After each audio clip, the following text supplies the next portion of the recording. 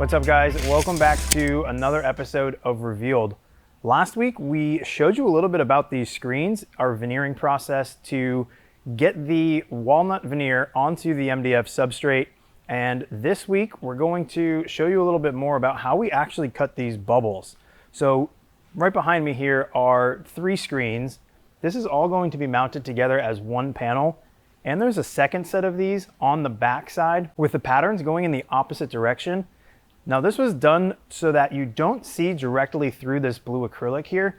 This is going into a home to separate their living space and their work office. So they wanted to have some privacy between the 2 spaces. So they opted to stagger these holes, giving them a little bit extra privacy.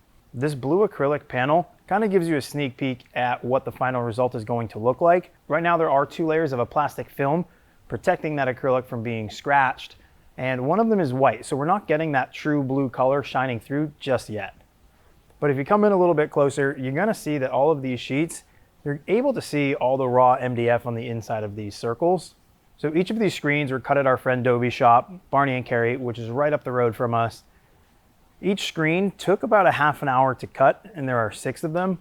This is one of those situations that trying to attempt this without a CNC really wouldn't pay off so well.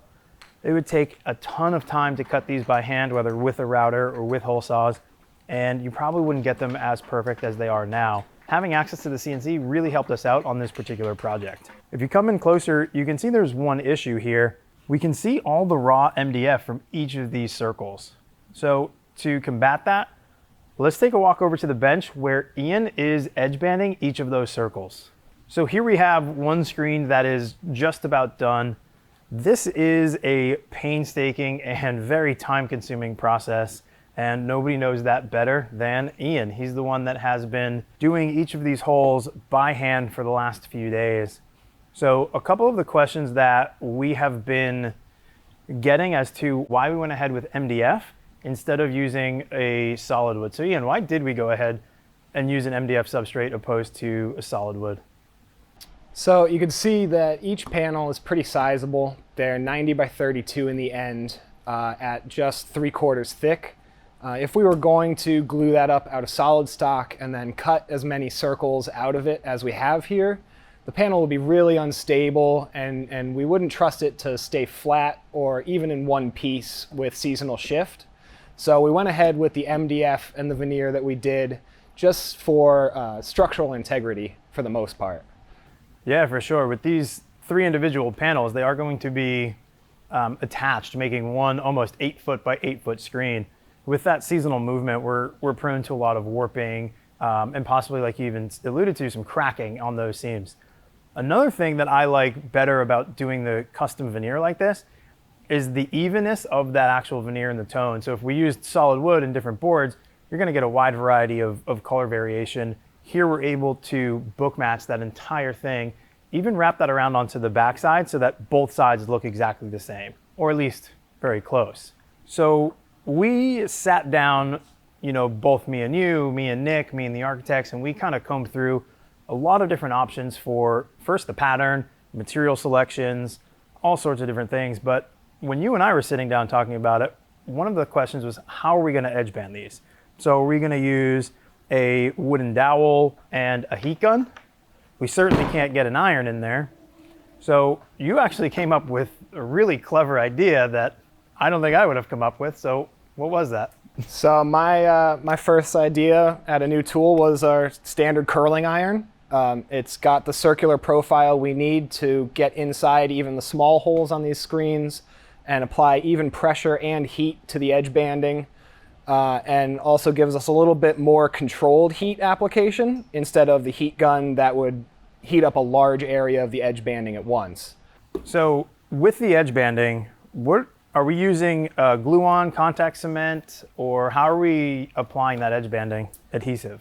So we've got some unfinished pre-glued edge banding here. Some of the standard product we use for a lot of our cabinet part edges, but this time we're kind of inverting it to an interior edge instead of, say, a shelf front or a cabinet front.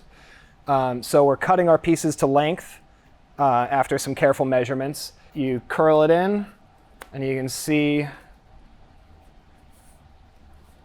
That's about the fit we're looking for these pieces. Now you can see there's an overlap, and that gets pressed out as you adhere the glue, and that edge banding spreads out a little bit to the final circumference.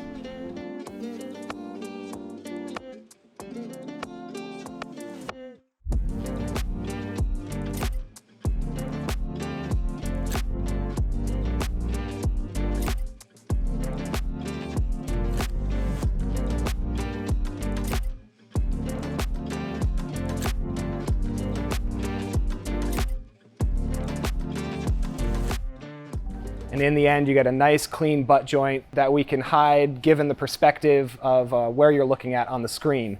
So about 2/3 down, we shift the seams from the bottom of the circles to the top, which is about 5'8", which is your standard ergonomic eye level measurement. So that way, anything above that 5'8" mark, the seam is on the bottom side of that circle. So as we're looking down at it or up at it, we're not seeing it. Exactly. It switches, so if we're looking down, it's on the top. Yeah, so it's hidden no matter where you're looking at it. You mentioned that we're cutting all of our edge banding to size prior to applying it. How many different size circles do you have on this one screen? So on the first screen pattern here, we have 10 different circle sizes. They range from 1 3/4 diameter all the way up to a 6.5, no, all the way up to a 9-inch diameter. So there's a pretty vast difference on the length of edge banding we need. But you can see that there are many of the 3.5-inch circles. And Ken, today, you figured out a nice jig for batching out a lot of the same size pieces. It saves us a lot of time from just cutting them by hand with a razor blade, and really helps speed up the process in that aspect. Yeah, so I think, to that point, we sat down, we kind of reviewed how long this would take, and I severely underestimated how long edge banding all of these holes is going to take. So in trying to come up with ways to speed up the process, one of the things that we learned was that we're spending a fair amount of time measuring out each piece of edge banding and cutting it with a square to the exact size so that it fits perfectly into these holes. So real quick, here's a look at the jig that I made for cutting all of our edge banding to size. So basically I would break off a couple of pieces of edge banding, and I was doing this at the seam locations. So I had maybe 4 or 5 feet of straight runs. So what I would do here is this simple jig. It has a stop on the front, stop on the back, and with using our automatic fence system, I'm able to punch in the numbers that I want. So for instance, this one is 10 7/8. So I cut my block here to be 2 inches so that when I do go to punch it into my automatic system here, I just add 2 inches to whatever that measurement is. So in this case, 12 7/8.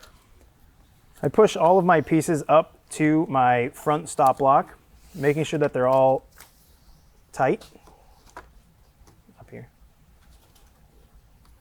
And I also want to make sure that they're tight pushed against the back so that I'm getting a nice straight and level cut.